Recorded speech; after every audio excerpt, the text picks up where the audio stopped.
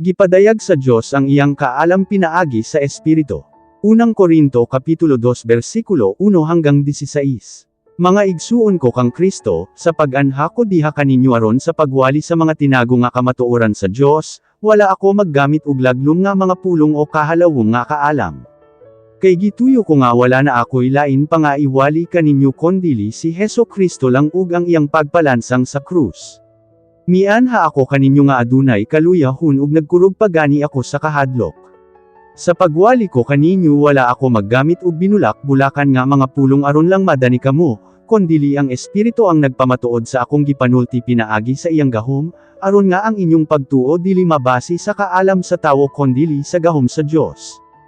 Hinuon, nagtudlo kami ug kaalam ngadto sa mga lig-on ug pagtuo sa Dios, apan kini nga kaalam dili iya sa tawo ni sa mga nagdumala ni ining kalibutan nga gitakdang mahanaw.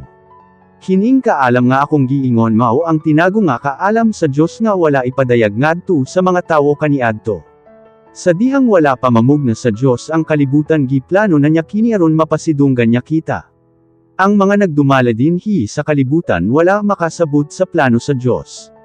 Kay kon nasabtan pa nila, wala na unta nila ilansang sa krus ang Ginoo nga makagagahom. Apan sumala sa giingon sa kasulatan, wala pa gayoy nakita, nadungog, o kahanahuna-huna ang tawo nga angay ikatandi ngadto sa mga giandam sa Dios alang sa mga nahigugma kanya. Kini nga plano sa Dios gipahibalo na kanato pinaagi sa iyang espiritu. Kay ang tanan nasayran sa espiritu, bisan pa ang mga lawom nga hunahuna sa Dios. Ingon kanatong mga tawo, walay nasayod sa gihuna-huna sa osa ka tawo gawas lang sa iyang kaugalingon nga espiritu.